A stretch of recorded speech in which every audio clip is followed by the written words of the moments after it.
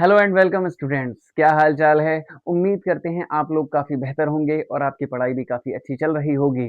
और इसी चीज़ को और बेहतर बनाने के लिए मैं आपके लिए लेके आ चुका हूँ 40 से 45 मिनट का एक वन शॉट रिवीजन, मानव स्वास्थ्य एवं रोग। आप इसको पढ़िए और बताइएगा मुझे कमेंट में कैसा लगा। और अगर आप चैनल पर नए हैं तो चैनल को लाइक करें और सब्सक्राइब करना मत भूलना please, humbly requested to you. चलिए बिना देरी के शुरू करते हैं। मानव स्वास्थ्य एवं रोग, इसमें डिटेल्ड एनालिसिस क्या है, डायग्राम्स भी हैं, यूपी बोर्ड के पीवाई क्यूज भी हैं। आओ बेटा शुरू करें, आ जाओ। पहला, सबसे पहले दे रखा है बेटा परिचय। परिचय भी तो इंट्रोडक्शन जरूरी होता है ना। अगर आपने मेरी पीछे वाली क्लास देखी है तो मैंने जनन स्वास्थ्य में बताया है कि ऐसा स्वास्थ्य जो जनन के सभी पहलुओं सहित परफेक्ट होता है, अर्थात मानसिक, भावनात्मक, व्यवहारिक रूप से स्वस्थ होता है, उसे हम क्या कहते हैं? जनन स्वास्थ्य कहते हैं। यहाँ भी वही लिखा हुआ है, इधर आओ। डब्ल्यूएचओ ने बताया स्वास्थ्य केवल रोगों की अनुपस्थिति नहीं होती, बल्कि ये पूर्ण रूप से शारीरिक, मानसिक और सामाजिक कल्याण की स्थिति है। कभी कभार ये बोर्ड में पूछ लिया जाता है स्वास्थ्य किसे कहते हैं। अब आप बोलोगे हम तो स्वस्थ हैं, क्या लिखोगे? जब तक आपको पता नहीं होगा तो लिखोगे कहाँ? तो बस ये आपको लिखना पता होना चाहिए। अच्छे स्वास्थ्य को प्रभावित करने वाले कौन कौन से कारक होते हैं कि निम्न दो कारकों के नाम बताइए, ऐसे पूछ लिया जाता है। अनुवांशिक विकर जो माता पिता से बच्चों में आते हैं, संक्रमण बैक्टीरिया वायरस ये इफेक्ट करते हैं, जीवन शैली, खान पान और व्यायाम और आराम। व्यायाम आप भूल जाओ, आराम आप डेली करते हो और आराम भी नहीं करते हो क्योंकि मोबाइल ज्यादा चलाते हो, क्यों? है ना। और खान पान तुम्हारा बहुत ही बढ़िया है, फास्ट फूड धड़ाधड़ खाते रहो।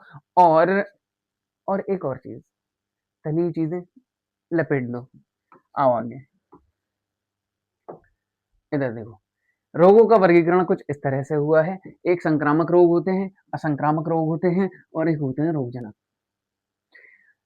ये बहुत ही इंपॉर्टेंट क्वेश्चंस में से एक है कि निम्न किन्हीं दो संक्रामक रोगों के नाम लिखिए, किन्हीं दो असंक्रामक रोगों के नाम लिखिए। रोगजनक क्या होते हैं? ये जो स्लाइड है ना, हम यहां से पढ़ते हैं। रोगजनक क्या होते हैं? रोग उत्पन्न करने वाले जीवों को, मेरे हिसाब से सूक्ष्म जीवों को क्या कहते हैं? रोगजनक कहते हैं। ये कौन कौन से होते हैं? जीवाणु, विषाणु, कवक और प्रोटोजोआ और कृमि। कृमि आपको आगे पता चलेगा, मैंने बताया था ना, फाइलेरियसिस, प्लेटीहेल्मिंथ, उसी को बोलते हैं कृमि। आगे आओ। असंक्रामक रोग क्या होता है? ये एक दूसरे व्यक्ति से एक दूसरे में नहीं फैलते हैं, समझ रहे हो? एक दूसरे से एक दूसरे में नहीं फैलते। उदाहरण क्या होता है बेटा? कैंसर और एलर्जी दे रखी है यहाँ पर, तो आपको बस ये दोनों ही याद रखने हैं। उसके बाद आते हैं एड्स और सामान्य जुकाम। संक्रामक तो आपको पता ही है, ऐसे रोग जो एक दूसरे से आसानी से फैल जाते हैं, उनको हम क्या कहते हैं? संक्रामक रोग कहते हैं। आओ बेटा आगे, जल्दी जल्दी पढ़ें क्योंकि आपका टाइम बहुत कीमती है। मैं ये सोचता हूँ कि आपका टाइम ज़्यादा बर्बाद ना करूँ। बस केवल वो वाली क्लास नहीं है ये, हाँ वही जादू टोना चल रहा है, बच्चे बातें चल रही हैं लगातार धड़ाधड़, ऐसा कुछ नहीं होता है। केवल और केवल काम की बात, नो बकवास। आपके पास भी टाइम कम है तो टाइम खराब मत करो, मेरा आपसे विनम्र निवेदन है। अपनी तैयारी में लग जाओ, कम बैक का पता नहीं कब होगा, कम तो हो जाएगा और तुम्हारी बोर्ड में बैक लग जाएगी अगर ऐसे ही रील स्क्रॉल करते रहे। समझे बात को? ऐसे ही हजारों वीडियो देखते रहे तो। जीवाणु जनित रोग, ऐसा पूछा जाता है कोई एक जीवाणु जनित रोग का नाम लिखिए तथा उसके बारे में पूरी डिटेल दीजिए। तो आओ हम दे देते हैं पूरी डिटेल। टाइफाइड क्या होता है? टाइफाइड का जो रोगजनक होता है वो होता है साल्मोनेला टाइफी, है ना। देखो ये वाला जो बैक्टीरिया है ये टॉफी के आकार का लग रहा है, देखो ये टॉफी के आकार का लग रहा है। टॉफी यानी कि टाइफी, साल्मोनेला टाइफी। ठीक, इधर देखो तेज बुखार आ जाता है 39 से 40 डिग्री, पेट दर्द होगा, कब्ज होगा, सर दर्द होगा और जब उठोगे तो पीठ में भी दर्द होगा और कोई काम करने का मन नहीं करता है, ये होता है टाइफाइड। ठीक है, आगे आओ। संक्रमण, संक्रमण क्या होता है? संदूषित भोजन और पानी से, तभी कहते हैं बेटा चीजों को साफ सुथरा करके खाना चाहिए और दूषित जल या दूषित भोजन से हमको बचना चाहिए। ठीक, आओ आगे। इसका परीक्षण बहुत बार एग्जाम में पूछा गया है, इस बार भी नोट कर लेना, 2026 में भी पूछा जाएगा कि टाइफाइड को जांचने का, टाइफाइड को परीक्षण करने की कौन सा विधि होता है या कौन सा टेस्ट होता है? विडाल टेस्ट होता है। निमोनिया क्या होता है? रोग जनक है इसका स्ट्रेप्टोकोकस न्यूमोनियाई। बेटा एक बात सुनो, यहाँ पर लिखा हुआ है ना निमोनिया, तो इसका भी नाम क्या होगा इस बैक्टीरिया का? निमोनिया से ही शुरू होगा। एग्जाम में अगर आपको आगे का याद नहीं रहता है, कोई दिक्कत वाली बात नहीं, कम से कम पीछे का तो लिख के आओगे, है ना? एक तो याद होगा, इसमें फेफड़ों के कोष्ठ यानी कि एल्वेलाई, हमारे जो फेफड़े होते हैं, फेफड़े के बारे में सुन लो।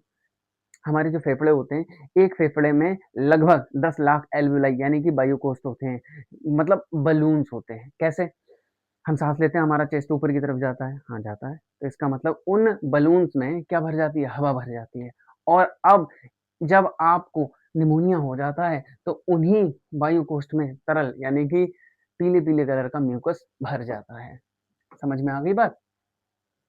जीवाणु जनित रोग थे। विषाणु जनित रोग देखो, जो विषाणु जनित रोग होते हैं, सामान्य जुकाम, ये तो सभी को पता है। राइनो वायरस रोगजनक, याद रखना बेटा, ये इंपॉर्टेंट है।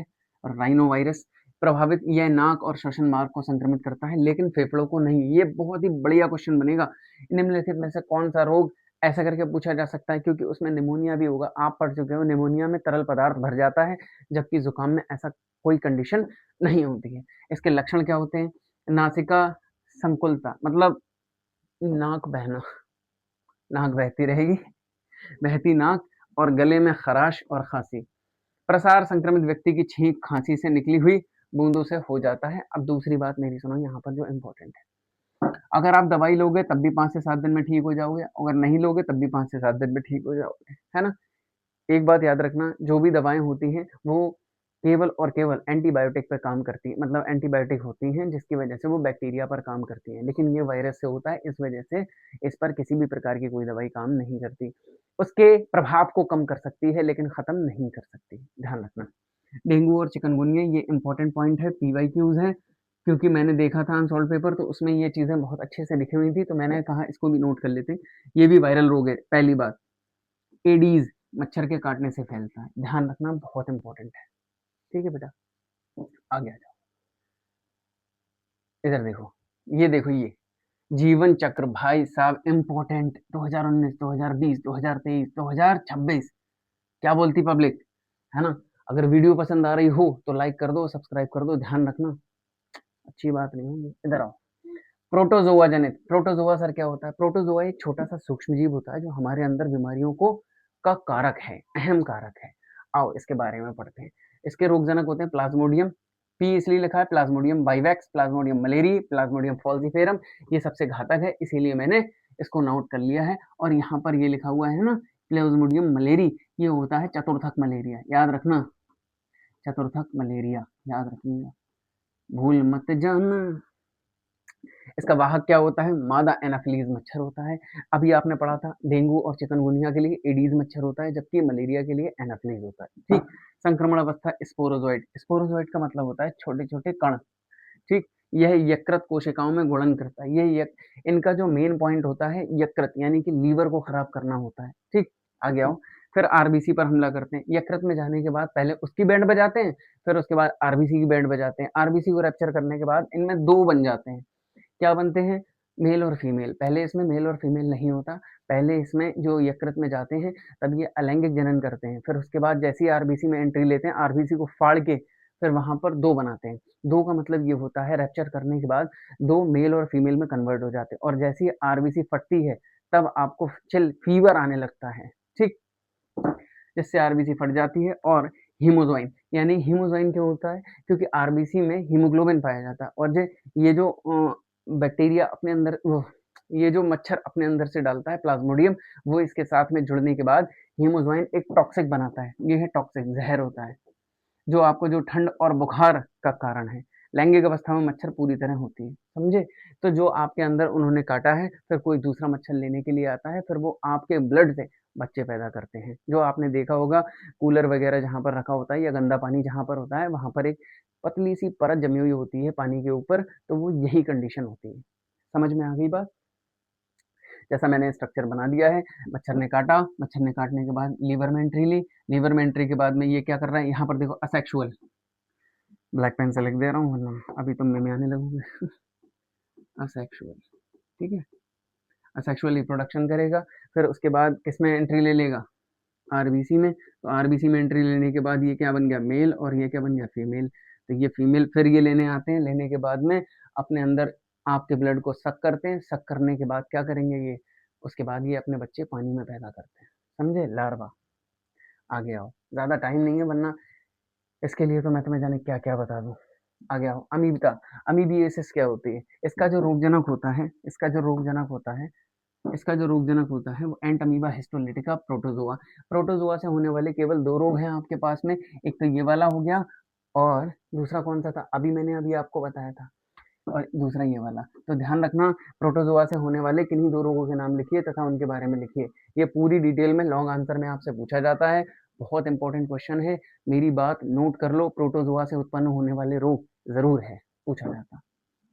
एंड अमीबा हिस्टोलिटिका होता है, ठीक, अमीबिका, अमीबिक डाइसेंट्री या फिर अमीबिएसिस भी बोला जाता है इसे, देखो लिखा हुआ है अमीबिका, अमीबिएसिस, अमीबिक डाइसेंट्री। यह बड़ी आंत में रहता है भैया, ध्यान ध्यान तो, बड़ी आंत में रहता है। जब बड़ी आंत में रहेगा तो आपका डाइजेशन खराब करेगा। इसका वाहक होता है घरेलू मक्खियाँ, इसीलिए कहता हूँ कोई भी चीज़ हुआ करे ना उसको ढक कर रख देना चाहिए, ढक कर ही खाना चाहिए।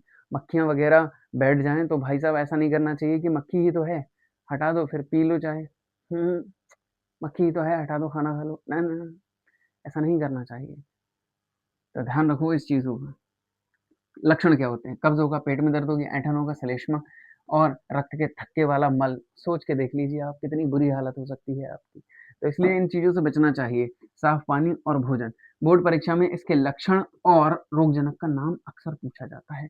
ये वाला इम्पोर्टेंट हो गया, ये वाला इम्पोर्टेंट हो गया। एक बात याद रखना, जब भी जब भी कोई बीमारी होती है सबसे पहले लीवर इफेक्ट होता है। तो आपको कुछ नहीं करना है, यकृत में सूजन आ जाती है, फिर उसके बाद कब्ज़ होती है, पेट दर्द होता है।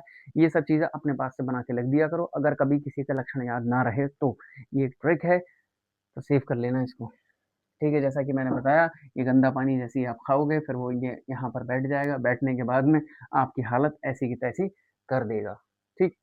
आगे आओ, कवक और कृमि जनित रोग। भैया देखो, ये इनमें से मैंने पिछली वाली क्लास में ही बताया था, ये बहुत ही इंपॉर्टेंट है। हालांकि मैं तीनों बताऊंगा, लेकिन मैं तीनों में से दो तो भैया बहुत ही इंपॉर्टेंट है।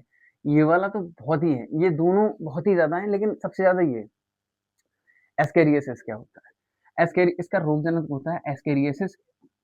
एडिटर ने इसका पूरा नाम नहीं लिखा है, लेकिन मैं तुम्हारे लिए पूरा नाम लिखेगा। एस्केरियसिस लुम्ब्रिकोइड्स, एस्केरियसिस लुम्ब्रिकोइड्स का नाम होता है। इसके मुख्य लक्षण होते हैं आंतरिक स्राव और पेशीय दर्द, आंत में अवरोध। देखो सबके लक्षण लगभग लगभग सिंपल वही हैं, लेकिन इसके लक्षण अलग हैं, जिसकी वजह से एनसीईआरटी कहती है कि filariasis is one of the most important heading for your filaria. एलिफेंटिएसिस भी बोला जाता है, और जैसे हिंदी में क्या बोला जाएगा बेटा, हाथी पाँव, ठीक। इसका क्या होता है भैया, वूचेरेरिया वैंक्राफ्टी होता है रोगजनक, याद रखना है। पहली बात तो इसका रोगजनक भी इंपॉर्टेंट है। लसिका वाहिनी लिम्फ वेसल में पुरानी सूजन और विशेषकर पैरों में। मतलब ये है कि ये इसका जो वाहक होता है, ये रोगजनक लिखा है, मैं इसका वाहक बताता हूँ। यानी कि इसका वाहक कौन होगा, इसका वाहक होता है क्यूलेक्स मच्छर। क्यूलेक्स, क्यूलेक्स मच्छर, हिंदी में लिखता हूँ, इंग्लिश में तो सही लिख जाता है। क्यूलेक्स मच्छर होता है, और जैसे ही ये कहीं भी काटे, कहीं पर भी काटे, और ये दिन में काटता है, रात में ये नहीं काटता है, क्योंकि इसके पंख बहुत कम होते हैं और ये साफ सुथरी जगह पर ज्यादा देखने को मिलता है। क्यूलेक्स मच्छर जो होता है ये आपके कहीं पर भी काटेगा, इसका असर केवल और केवल विशेषकर पैरों में होता है ना। यानी कि जनन अंग भी इससे सूज जाते हैं। मतलब ये एक तरीके से बहुत खतरनाक रोग है और इसका अभी तक कोई इलाज पॉसिबल नहीं है, ठीक है। दाद, दाद क्या होता है, माइक्रोस्पोरम ट्राइकोफाइटन। भैया ये याद रख लेना, माइक्रोस्पोरम ट्राइकोफाइटन, और एक और नाम एडिटर भूल गया, एपीडर्मेटोफाइटन, एपीडर्मेटोफाइटन। भैया बहुत इंपॉर्टेंट है यार, बहुत ही ज्यादा इंपॉर्टेंट है। एपीडर्मेटोफाइटम माइक्रोस्पोरम ट्राइकोफाइटन त्वचा पर सूखी और शल्की यानी ड्राई स्केली लीशन, तेज खुजली हो जाती है। ये लगभग मेरे हिसाब से सभी के जीवन में ये दुख हुआ होगा। दाद तो बेटा सभी पे हुआ होगा। जैसा कि मैंने फाइलेरियसिस से बता रखा है, ये इससे हो जाता है, लेकिन ये लेग्स पर ज़्यादा असर करता है, ठीक है। तो ध्यान रखिएगा, मैं कोई भी चीज़ छोड़ना नहीं चाहता कि आप बाद में कहो कि ये नुकसान हो गया, तो मैंने सब पे नोट भी लगा दिए। प्रतिरक्षा, प्रतिरक्षा क्या होती है? प्रतिरक्षा एक ऐसी चीज़ होती है जो हमें रोगों से लड़ने की क्षमता हमारे बॉडी में पहले से उपस्थित होती है, तो उसको हम प्रतिरक्षा कहते हैं। समझ रहे हो? नहीं समझ रहे हो? सुनो, हमारे अंदर रोगों से लड़ने की क्षमता को ही प्रतिरक्षा कहते हैं। खत्म? आओ आगे। प्रतिरक्षा कितने प्रकार की होती है? 2 प्रकार की होती है सर। कौन-कौन सी होती है? एक होती है सहज प्रतिरक्षा, एक होती है उपार्जित प्रतिरक्षा। सहज प्रतिरक्षा से हम क्या समझते हैं? सहज प्रतिरक्षा ऐसी प्रतिरक्षा जो हमें बचपन से मिलती है और उपार्जित प्रतिरक्षा ऐसी प्रतिरक्षा जो हमें बड़े होने के पश्चात विभिन्न कारकों से उत्पन्न होती है। कैसे होती है? आगे पढ़ोगे। सब एक ही बार में पढ़ने का इरादा है। यह एक विशिष्ट नॉन स्पेसिफिक रक्षा प्रणाली है जो जन्म के साथ मौजूद होती है। जब आप पैदा होते हो, जब जब आप पृथ्वी पर एक जनसंख्या बढ़ाते हो, तब आपके पास ये पहले से ही आर्मर दे दिया जाता है वो गॉड की तरफ से। समझ रहे हो? हाँ। शारीरिक अवरोध ये भी 4 प्रकार के होते हैं। फिजिकल बैरियर, त्वचा, भैया त्वचा है ना, ये भी एक बैरियर है जिससे कोई भी जीवाणु या कवक या फिर कोई भी सूक्ष्म जीव आपके अंदर एंट्री नहीं कर सकता। म्यूकस, म्यूकस का मतलब ये होता है पीला, गाढ़ा-गाढ़ा कलर का पीला पदार्थ। जब आप करते हो ना, जब आप कहीं जैसे जाते हो डस्ट वगैरह में, फू ऐसा करते हो, पीला कलर का पदार्थ निकलता है। तो वो जो पीला कलर का पदार्थ होता है, वो आपको डस्ट से बचाने का काम करता है। उसमें भी छोटे-छोटे सूक्ष्म जीव मौजूद होते हैं। श्वसन और जठरांत्र लिखा हुआ है ना म्यूकस की कोटिंग, ये श्वसन ईएस वाले पार्ट में और जनन अंग वाले मूत्र मार्ग में उपस्थित होती है। आगे आओ। फिजियोलॉजिकल बैरियर, कायिक अवरोध, अमाशय में अम्ल, देख लो बेटा, अमाशय में अम्ल बचपन से ही मिलता है। किसी भी चीज को पचाने का काम कौन करता है? पेट ही हमारा करता है, क्योंकि उसमें पहले से ही अम्ल प्रेजेंट होता है, एसिड होता है। और एसिड का नाम क्या होता है? HCl। HCl का नाम आप लोग कमेंट में बताओ, हिंट दे दे रहा हूँ, H है हाइड्रोजन, बाकी तुम्हारी चॉइस। मुंह में लार प्रेजेंट होती है, लार में कौन सा होता है? सलाइवरी अमाइलेज एंजाइम होता है, सलाइवरी अमाइलेज एंजाइम होता है, जिसका पीएच लगभग लगभग 6.8 होता है। और 6.8 का मतलब ये होता है कि ये कैसा होगा? अम्लीय होगा, क्षारीय होगा, ये आप लोग कमेंट में बताना। और आंख में आंसू, ये भी किसका एग्जाम्पल है?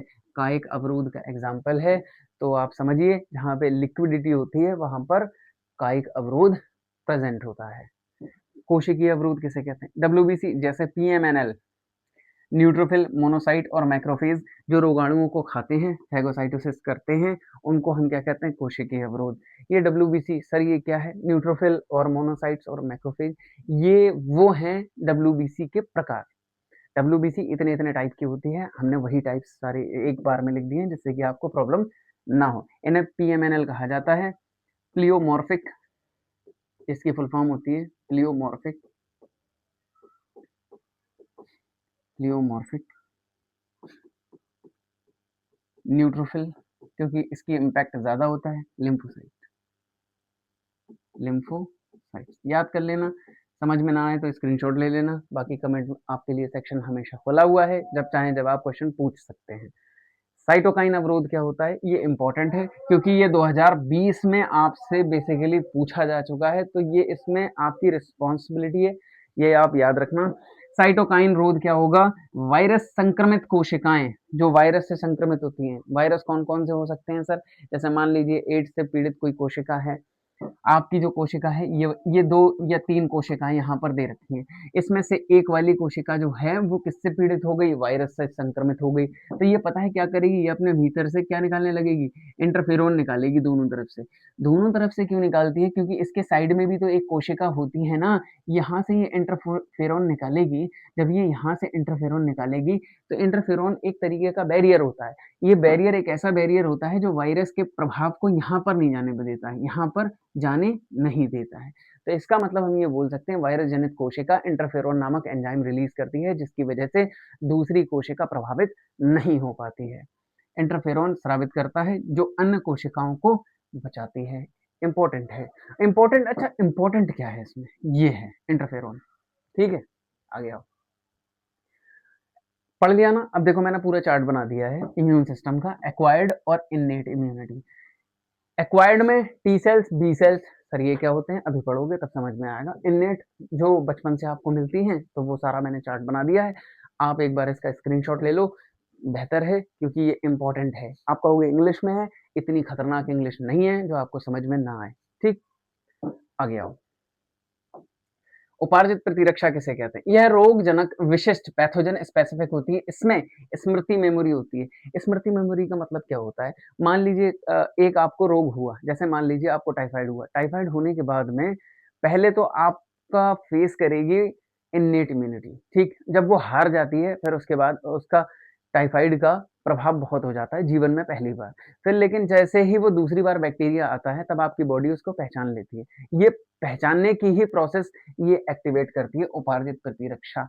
जब वो जैसे ही दूसरी बार आता है, तब उसके खिलाफ डब्ल्यूबीसी को तैयार किया जाता है, जिससे कि वो आपको पहले जैसा नुकसान ना कर सके। इसमें स्मृति मेमोरी होती है, प्राथमिक और द्वितीयक अनुक्रिया होती है। देख लो, जब शरीर पहली बार किसी रोगजनक का सामना करता है, तो इसकी धीमी तीव्रता होती है। देख लो, मैंने बताया था ना अभी, पहली बार जब सामना करेगी डब्ल्यूबीसी, तो इसकी प्रतिक्रिया कैसी होगी? धीमी होगी। दूसरी बार सुनो, द्वितीयक अनुक्रिया, उसी रोगजनक से दोबारा सामना होने पर ये क्या करेगा? उच्च तीव्रता, बहुत ही ज़्यादा उच्च तीव्रता होती है। मतलब ये है, फिर बाद में आपको दवाई वगैरह की ज़रूरत नहीं पड़ती है। लेकिन अगर आपकी इम्यूनिटी पहले से ही वीक है, तब आपको दवाई की ज़रूरत पड़ती है, जिससे कि आपकी इम्यूनिटी को और बूस्ट किया जा सके। ठीक है? सर, इम्यूनिटी बढ़ाने के लिए क्या करें? विटामिन सी आप यूज़ कर सकते हैं, कैप्सूल ले सकते हैं या संतरे वगैरह खा सकते हैं, जिसकी वजह से विटामिन सी के कारण आपकी इम्यूनिटी इम्प्रूव हो जाएगी। अगला टॉपिक देखो, लिम्फोसाइट्स। मैंने बताया था ना, टी लिम्फोसाइट्स अलग होते हैं, बी लिम्फोसाइट्स अलग होते हैं। क्या क्या होते हैं देख लो। बी लिम्फोसाइट्स क्या होते हैं? एंटीबॉडी होती है, ये प्रोटीन का बना होता है, और इसके द्वारा जो रिस्पॉन्स होता है, इसके द्वारा जो बनी गई इम्यूनिटी होती है, उसे ह्यूमोरल इम्यूनिटी कहा जाता है। याद रखना, ह्यूमोरल इम्यूनिटी किसके द्वारा प्रदर्शित की जाती है? B lymphocytes. और जो टी लिम्फोसाइट्स होते हैं, बी कोशिकाओं की मदद करते हैं। ये इन कोशिकाओं की मदद करते हैं और संक्रमित कोशिकाओं को नष्ट करने का काम करते हैं। इसके द्वारा जो इम्यूनिटी होती है, की प्रोसेस होती है, उसको बोलते हैं सेल मीडिएटेड मीडिएटेड इम्यूनिटी। किसके द्वारा? टी सेल्स के द्वारा। ध्यान रखना, इसे सीएमआई भी बोला जाता है। ठीक है, कोई दिक्कत होनी नहीं चाहिए। बाकी मैंने सारी चीजें इसमें कवर करवा दी हैं। आगे बढ़ते हैं, देखते हैं क्या होता है। ये बहुत ही ज्यादा इंपॉर्टेंट है। इसका जो डायग्राम है बहुत ही ज्यादा इंपॉर्टेंट है। देखो, 2018 2021 अब नहीं आया ना, तो इसका मतलब साफ है ना बेटा, 2026 में चांस है कि आपका आ जाए। शायद ये 2024 में भी आ चुका है, 25 गैप हो गया, 26 में भी आ सकता है। प्रतिरक्षी अणु की संरचना। सबसे पहले तो इसका सूत्र याद करो, H2L2 होता है। H2 का मतलब क्या होता है सर? H2 का मतलब होता है हैवी, हैवी, और L का मतलब होता है लाइट। तो ये दो प्रकार की चेन हो गई ना, दो टाइप की, हैवी चेन और एक हो गई लाइट चेन, है ना? दोनों टाइप्स की चेन हो गई, हैवी चेन और लाइट चेन। प्रत्येक बॉडी में कितनी पेप्टाइड श्रृंखलाएं? पेप्टाइड क्या होते हैं? पेप्टाइड बंध क्या होते हैं? प्रोटीन प्रोटीन के बीच में बना हुआ बंध को हम क्या कहते हैं? पेप्टाइड बंध कहते हैं, और इसमें पेप्टाइड श्रृंखलाएं उपस्थित होती है। चार कैसे हो गई? दो हैवी चेन और दो लो। ठीक, ध्यान रखना। दो छोटी हल्की श्रृंखलाएं होती हैं, उन्हें एल से डिनोट करते हैं। दो बड़ी होती हैं, जिन्हें एच से डिनोट करते हैं। प्रकार क्या होते हैं? IgA, IgM, IgE, IgG. ये सारी यहाँ से एंटीबॉडी रिलीज होती है। अच्छा सर, आईजीजी का मतलब क्या है बेटा? घबराने की जरूरत है नहीं आपको, इम्यूनोग्लोबिन। ठीक है, इसका पूरा नाम होता है इम्यूनोग्लोबिन। इनको हम कैटेगराइज करते हैं, ये अलग अलग काम करती है। मैंने आपको बताया था, जब माँ बच्चे को स्तनपान कराती है, यानी कि दूध पिलाने का काम करती है, तब शुरुआती लगभग 6 महीने तक आईजीए एंटीबॉडी रिलीज होती है। ठीक, तो ध्यान रखना, सबसे बड़ी एंटीबॉडी कौन सी है? आईजीएम। और एलर्जी में कौन सा रिस्पॉन्स होता है? आईजीई। ध्यान रखो, कोई दिक्कत हो तो मैं तुम्हारे साथ हूँ। देखो लिखा हुआ है, माँ के दूध में पाया जाता है। आईजीई एलर्जी प्रतिक्रियाओं में महत्वपूर्ण होती है। जो इंपॉर्टेंट है बस वही लिखा गया है, अदरवाइज कुछ नहीं लिखा गया है। इसका डायग्राम देख के जाना, बहुत इंपॉर्टेंट है। एनसीईआरटी से देख लो या इसका स्क्रीनशॉट ले लो, इंपॉर्टेंट है ये। ठीक है, अच्छा इसका शेप कैसा होता है? देखो इधर वाई है ना, तो हम ये बोल सकते हैं इसका वाई शेप होता है, यानी कि वाई आकार की एंटीबॉडी का अणु का चित्र होता है। आगे आओ, टीकाकरण क्या होता है भैया? ये काफी बार पूछ लिया जाता है, तो इसलिए जरूरी है, आपको पता होना चाहिए। सक्रिय प्रतिरक्षा और निष्क्रिय प्रतिरक्षा। जब शरीर स्वयं एंटीबॉडी बनाए तो हम उसे कहते हैं सक्रिय। जब शरीर को बने बनाए एंटीबॉडी दिए जाते हैं, मतलब वो आपने देखा होगा ना, इंजेक्शन के द्वारा टीके वगैरह लगते हैं तो हम उसको निष्क्रिय प्रतिरक्षा में इंक्लूड करते हैं। ठीक, उदाहरण संक्रमण के दौरान या टीकाकरण वैक्सीनेशन, ये वैक्सीनेशन आपकी बॉडी में खुद ही ऑटोमेटिकली हो जाता है। जब ये कोलेस्ट्रम टिटनेस का टीका सांप के काटने पर एंटीवेनम दिया जाता है तो हम निष्क्रिय प्रतिरक्षा का उपयोग करते हैं। ये वाला वैसे अभी तक नहीं आया है, उम्मीद करते हैं इस बार पूछ लिया जाए। ठीक है, यह धीमी होती है लेकिन लंबे समय तक रहती है। ये आपकी बॉडी में पहले से ही मौजूद होती है लेकिन लंबे समय तक मौजूद रहती है। ये तुरंत राहत देती है, जैसे टीका लगवाओगे उससे 1-2 दिन में आपको राहत मिल जाती है, लेकिन कम समय के लिए होती है क्योंकि उसका इम्पैक्ट बहुत कम समय के लिए होता है। पुनर्संयोजन ये आगे पढ़ेंगे हम, हालांकि ये बायोटेक्नोलॉजी का है लेकिन दिखाया गया है तो देख लो। Recombinant DNA technology, hepatitis B का टीका ईस्ट से निर्मित होता है, बहुत इंपॉर्टेंट है। ईस्ट, ईस्ट क्या होता है सर? कवक होता है, ये कवक होता है, इसके द्वारा हेपेटाइटिस बी का टीका बनाया जाता है। एलर्जी और स्व प्रतिरक्षा, अच्छा सबसे पहले टीके का की खोज किसने करी थी? याद रखना, सबसे पहले स्मॉल पॉक्स बीमारी के लिए, स्मॉल पॉक्स बीमारी के लिए सबसे पहले टीका किसने दिया था? एडवर्ड जेनर ने। ठीक है, ध्यान रखना, बस ये है टीका, सबसे पहले की शुरुआत उन्होंने की। टीबी का टीका कौन सा होता है? याद रखो, बीसीजी। ठीक है, आगे आओ। अगला, एलर्जी और स्व प्रतिरक्षा। एलर्जी और स्व प्रतिरक्षा क्या होती है देखते हैं। एलर्जी, पर्यावरण में मौजूद कुछ प्रतिजन के प्रति प्रतिरक्षा तंत्र अतिरंजित अनुक्रिया करता है। मतलब ये होता है पर्यावरण में जो भी चीजें मौजूद होती हैं वो आपको अच्छे और बुरे तरीके से, दोनों तरीके से प्रभावित करती हैं, लेकिन जो बुरे तरीके से प्रभावित करती हैं तो आपकी बॉडी भी उसी के रिस्पॉन्स में बुरी तरीके से बिहेव करती है, तो हम उसी को क्या कहते हैं? एलर्जी कहते हैं। जैसे, और एंटीबॉडी इसमें कौन सी रिलीज होती है? आईजीई मोस्ट इंपॉर्टेंट है, टिक कर लेना। रसायन, मास्ट कोशिकाओं से हिस्टामाइन निकलता है, हिस्टामीन निकलता है और सेरोटोनिन का स्रावण होता है। मास्ट कोशिकाएं कहाँ होती हैं? यहाँ पर होती है, ये ऐसे करके आपके गले में लगी हुई होती है, ऐसे करके, ऐसे करके, और इसमें हल्की हल्की सी हेयरिंग होती है। जैसे ही कोई डस्ट पार्टिकल इस पर एंट्री लेता है, जैसे ही आता है तो पता है क्या होता है? ये एक्टिवेट कर देती है, यहाँ से पीले कलर का लिक्विड निकलने लगता है, और निकलने लगता है तभी तो आप थूकते हो, है ना? ये वही है, हिस्टामीन और सेरोटोनिन। लक्षण क्या होता है इसका? छींकना, पनीली आंखें हो जाती हैं, सांस लेने में कठिनाई होती है। ठीक, ये एलर्जी उस टाइप की है। आगे आओ, स्व प्रतिरक्षा, जब शरीर अपनी ही कोशिकाओं को बाहरी समझकर हमला करने लगती है, जैसे रेमेटोइड आर्थराइटिस। इसका मतलब क्या है? इसका मतलब ये होता है जब आपकी बॉडी कंफ्यूज हो जाती है और अपनी ही कोशिकाओं को बुरी तरीके से नुकसान करने लगती है। मतलब ये होता है, जो सेनापति होता है, सेनापति अपने ही सैनिकों को मारने लगता है, तब ऐसी कंडीशन को स्व प्रतिरक्षा कहते हैं। और इसका एक एग्जाम्पल है रीमेटोइड आर्थराइटिस। इसमें होता क्या है सर? इसमें ये होता है कि आपकी कोशिकाएं धीरे धीरे करके खत्म होने लगती हैं। ठीक, आगे आओ, मतलब वो जो पार्ट में होती है रीमेटोइड आर्थराइटिस, वो खत्म होने, मतलब जाम होने लगता है वहीं पर। आगे आओ, एड्स क्या होता है? ये सबसे ज़्यादा इंपॉर्टेंट है, बहुत ही मोस्ट इंपॉर्टेंट है, हेडिंग है, इसको आप मार्क कर लीजिए। मुझे ऐसा लगता है कि इस बार एड्स आना ही आना है पेपर में आपके। ठीक, तो शुरू करते हैं हम इसको। विषाणु क्या होता है? HIV, human immuno deficiency virus होता है। यह एक रेट्रो वायरस होता है। रेट्रो वायरस का मतलब क्या होता है? रेट्रो वायरस का मतलब होता है एक के बाद एक, एक के बाद एक, एक के बाद एक, ऐसी कॉपीज बनाता रहता है। यह हेल्पर, जो अभी मैंने बताया था ना, जो टी सेल्स होती हैं वो भी 4 प्रकार की होती हैं। समय कम है इस वजह से मैंने बताया नहीं, नॉट सो इम्पोर्टेंट। तो बस लेकिन इतना समझ लीजिए कि जो टी लिम्फोसाइट्स होती हैं उनका काम होता है मारने का, और जो टी लिम्फोसाइट्स होती हैं वो क्या काम करती हैं? केवल और केवल मारने का काम करती हैं। और ये जो वायरस होता है, ये उनको पता है क्या करेगा? ये उन्हीं को नष्ट कर देता है। अब बताओ, मारने वाली ही नहीं है तो फिर रक्षा कौन करेगा? तो जिस वजह से आपकी प्रतिरक्षा तंत्र कैसा हो जाता है? कमजोर हो जाता है। संचरण कैसे होता है? असुरक्षित यौन संबंध से संक्रमित रक्त साझा सुई और माँ से बच्चे को भी पहुंचा सकता है। मतलब माँ में ये रोग होता तो है लेकिन वो एक्सप्रेस नहीं होता है, लेकिन ज्यादातर ये किसको इफेक्ट करता है? बॉयज, यानी कि लड़कों को ज्यादा इफेक्ट करता है। और खासकर एनसीईआरटी में मेंशन किया गया है 15 से 24 साल के बच्चों को बहुत ही ज्यादा बुरी तरीके से प्रभावित करता है, तो ध्यान रखना। आओ आगे बढ़ते हैं। रोकथाम इसकी नाको, नेशनल एड्स कंट्रोल कोऑर्डिनेशन द्वारा जागरूकता फैलाई जा रही है इसके थ्रू कि भैया आप लोग यौन संबंध बनाने से बचें। ज़्यादा लोगों से मल्टीपल पार्टनर्स होने अगर होते हैं तो एड्स होने के चांसेस रहते हैं। अगर आपको इससे बचना है तो आप प्रोटेक्शन का यूज़ कर सकते हैं। जैसा कि मैंने ये डायग्राम बनाया है, आप देख लीजिए।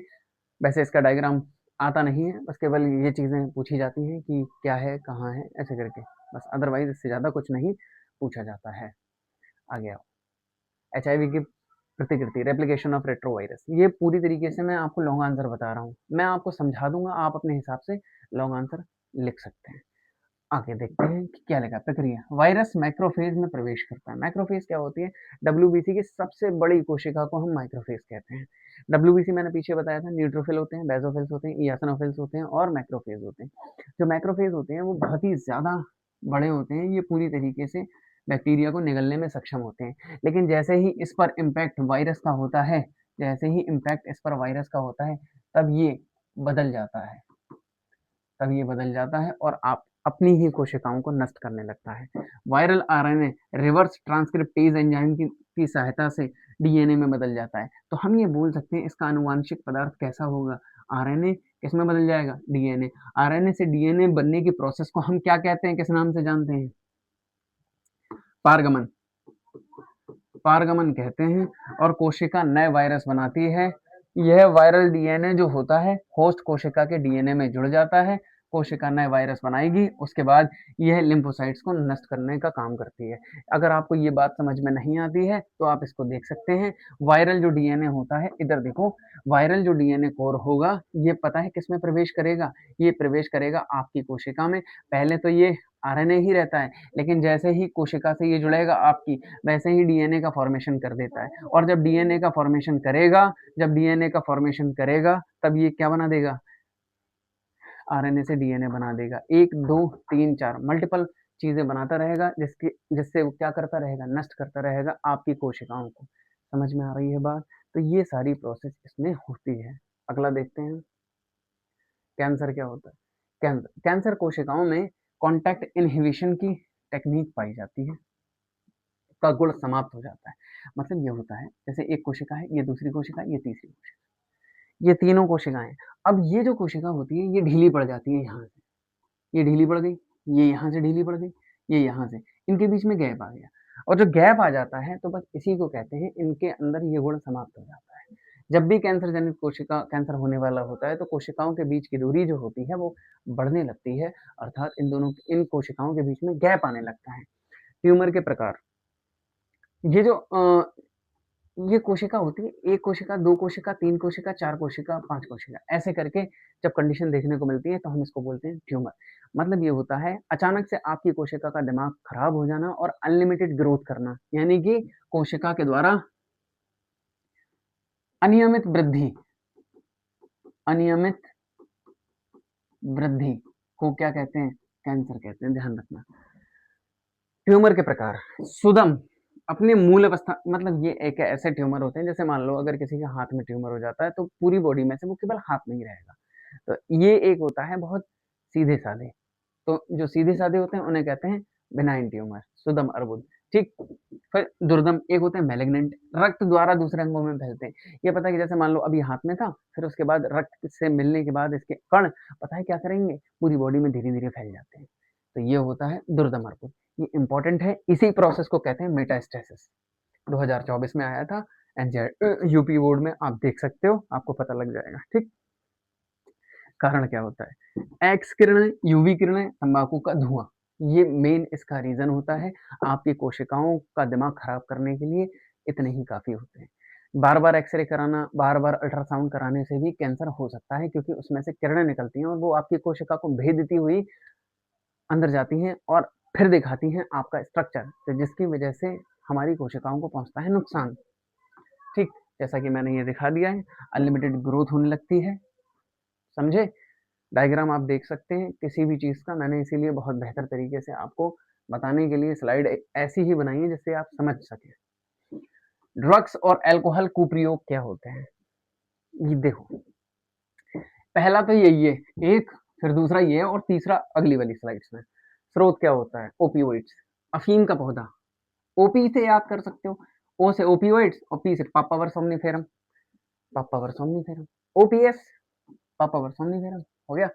उदाहरण इसका क्या होता है, मॉर्फिन दर्द निवारक होता है, और जो हीरोइन, हीरोइन को बोला जाता है स्मैक भी बोला जाता है, ठीक है, ध्यान रखना।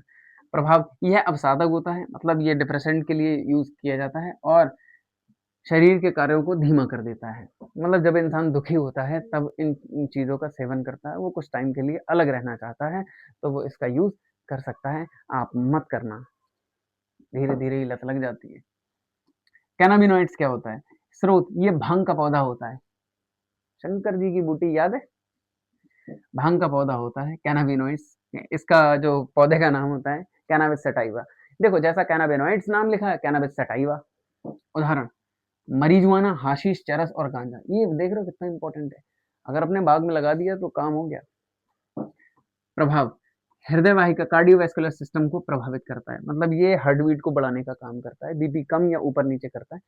नीचे का तो कोई सवाल ही नहीं है, इसको लेने के बाद बीपी ऊपर ही जाता है। जैसा कि मैंने आपको बताया, इसको याद रखने का तरीका ये है, यहाँ पर देखो ये सी बना हुआ है ना, ये डायरेक्टली स्ट्रक्चर पूछा जाएगा, ये किसका स्ट्रक्चर है, तो भैया सी लिखा हुआ है कैनाबिनॉइड्स, ठीक है, तो याद रखिएगा, कोई दिक्कत वाली बात नहीं है। यहाँ पे लिखा हुआ है ओपियोइड्स, ये स्ट्रक्चर किसका है, मॉर्फिन का। तो सर ये कैसे याद रखें, ऐसे याद रख लेना, एम, एम से मॉर्फिन। आगे आओ बेटा, दूसरा देखते हैं। दूसरा दूसरा वाला जब आप देखोगे तब आपको समझ में आएगा, यहाँ पर लिखा हुआ है कोका एल्केलॉइड्स और किशोरावस्था। कोका एल्केलॉइड्स क्या होते हैं, कोका एल्केलॉइड्स को हम क्या बोलते हैं, कोकेन, ठीक। कोकेन का जो स्रोत होता है उसको देखो, एरिथ्रोजाइलम कोका, ये दक्षिणी अमेरिका में पाया जाता है, बहुत ज़्यादा देखने को मिलता है। इसका प्रभाव क्या होता है, ये सीएनएस को उत्तेजित करता है, स्टिमुलेंट होता है, मतलब ये आपके अंदर एनर्जी को भर देता है और खुशी का आभास कराता है कुछ टाइम के लिए, कुछ पल के लिए। कहाँ से प्राप्त किया जाता है, एरिथ्रोजाइलम कोका, यानी कि धतूरे से प्राप्त किया जाता है। किशोरावस्था और व्यसन क्या होता है, किशोरावस्था और व्यसन ये तो आपको पता ही होना चाहिए। किशोरावस्था और व्यसन, व्यसन को हिंदी में क्या कहते हैं, लत। ड्रग्स छोड़ने पर बेचैनी, कपकपी और पसीना आता है, इसे कहते हैं विड्रॉवल सिस्टम। जब आप किसी भी चीज़ की लत लगी हुई आप उसको छोड़ोगे तो उसके साइड इफेक्ट आपको देखने को मिलते हैं। तो बेहतर ये है धीरे धीरे, जैसे पहले 1 लीटर पी रहे थे, फिर आधा लीटर, फिर 2.5 ml, ऐसा करके करोगे तो चीज़ें बेहतर हो सकती हैं और नुकसान भी कम होगा। रोकथाम इसका क्या होता है, माता पिता का सहयोग और परामर्श, साथियों के दबाव से बचना चाहिए। साथ वाले ही बोल देते हैं कि चलो आज पी लेते हैं, ऐसा नहीं करना चाहिए, इन चीज़ों से बचना चाहिए। ये फिलहाल मैंने अपनी तरफ से ये चैप्टर आपका ख़त्म कर दिया है, और उम्मीद करता हूँ ये वीडियो आपको पसंद आएगी। और इसमें जो लास्ट पॉइंट मैंने आपसे बोला था कि इम्पोर्टेंट मैं आपको बताऊंगा, तो वो मैंने इम्पोर्टेंट आपके लिए लिख दिया है। मोस्ट रिपीटेड डायग्राम्स, प्रतिरक्षी अणु, मलेरिया परजीवी और एचआईवी की प्रतिकृति। और यहाँ पर मैंने आपको बता दिया है शॉर्ट नोट्स की टिप्पणी, फाइलेरियसिस, मेटास्टेसिस, इंटरफेरॉन और विडाल टेस्ट। इससे ज़्यादा आप कुछ ना पढ़िए, बस इतना ही काफ़ी है आपके लिए। और अगर आपको वीडियो पसंद आई हो तो वीडियो लाइक करना और चैनल को सब्सक्राइब करना मत भूलना। धन्यवाद आपका।